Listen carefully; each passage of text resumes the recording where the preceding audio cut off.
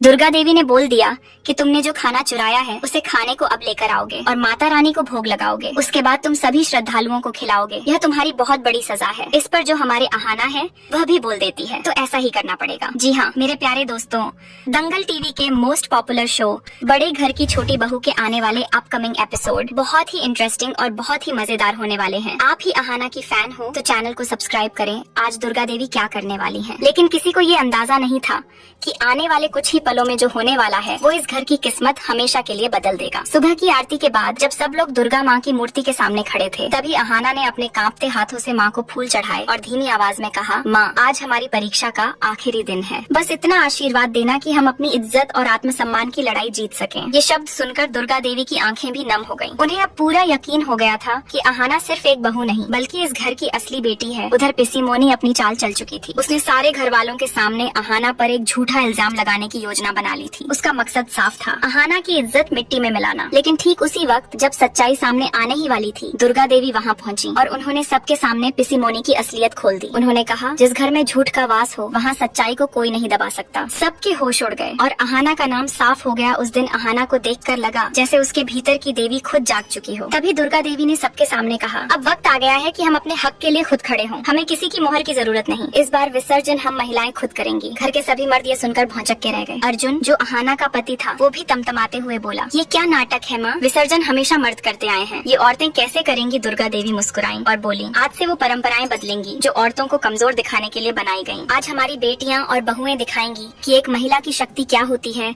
उस शाम का नजारा देखने लायक था। अहाना, दुर्गा देवी और तीनों बहुएं एक साथ लाल साड़ियों में सजी, माथे पर तिलक लगाए, माँ दुर्गा की मूर्ति उठाकर गली से गुजरी। ढोल नगाड़ों की आवाज के बीच वे सब एक स्वर में जयकारा लगा रही थी। जय माता दी लोगों की भीड़ उमड़ पड़ी। किसी ने कहा, ये तो पहली बार देखा है कि घर की औरतें खुद विसर्जन कर रही हैं। और उस पल अहाना के चेहरे पर जो आत्मविश्वास था उसने साबित कर दिया कि औरत जब ठान ले तो वो दुनिया बदल सकती है। अगर आप भी अहाना के फैन हैं तो चैनल को सब्सक्राइब करें। विसर्जन के बाद जब वे घर लौटी तो घर का माहौल बदल चुका था। कुछ मर्द नाराज थे, कुछ शर्मिंदा और कुछ बस चुप। लेकिन कहानी यहीं खत्म नहीं हुई। अर्जुन का गुस्सा अब नफरत में बदल चुका था। उसने अपनी माँ से कहा, माँ अब मैं अहाना के साथ नहीं रह सकता, मैं उसे तलाक देना चाहता हूँ। ये सुनते ही घर की दीवारें भी जैसे कांप उठी। अहाना ने चुपचाप उसकी आंखों में देखा और दृढ़ आवाज में कहा, अर्जुन अगर तुम्हें लगता है कि मेरा हक तुम्हारी मर्जी से तय होगा तो तुम गलत हो। मैं इसी घर में रहूंगी और अपनी पहचान खुद बनाऊंगी। दुर्गा देवी को चिंता तो हुई, लेकिन उन्होंने अहाना का साथ नहीं छोड़ा। उन्होंने कहा, बहू नहीं अब बेटी बोलेगी और माँ उसका साथ देगी। अहाना ने तय कर लिया कि अब वह किसी पर निर्भर नहीं रहेगी। उसने अपनी पढ़ाई दोबारा शुरू की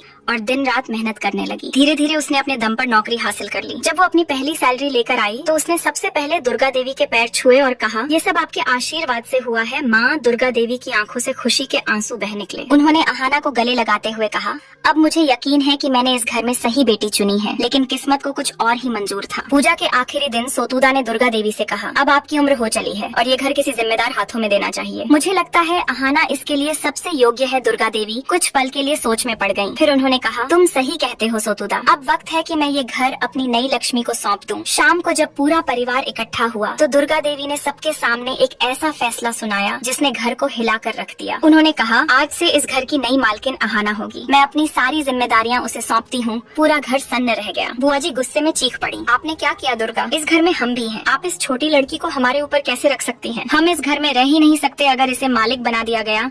लेकिन दुर्गा देवी डरी नहीं। उन्होंने शांत स्वर में कहा, घर की जिम्मेदारी उम्र देखकर नहीं कर्म देखकर दी जाती है और अहाना ने अपने कर्मों से ये साबित किया है कि वो इस घर की असली हकदार है। अगर आप भी अहाना के फैन हैं तो चैनल को सब्सक्राइब करें। अहाना उस वक्त कुर्सी पर बैठी थी जब दुर्गा देवी ने अपने हाथों से चाबियों का गुच्छा उसके हाथों में रखा। चारों ओर मंत्रोच्चारण की आवाज थी और अहाना की आंखों से आंसू रुकने का नाम नहीं ले रहे थे। उसने हाथ जोड़कर कहा, माँ मैं वादा करती हूँ कि इस घर को कभी टूटने नहीं दूंगी। दुर्गा देवी ने उसके सिर पर हाथ रखते हुए कहा, अब ये घर तुम्हारे भरोसे है अहाना। जैसे मैंने इसे संभाला वैसे ही तुम इसे और ऊंचाइयों पर ले जाना। लेकिन अर्जुन को यह सब मंजूर नहीं था। उसने माँ से कहा, आपने ये ठीक नहीं किया। इस घर की जिम्मेदारी मुझे मिलनी चाहिए।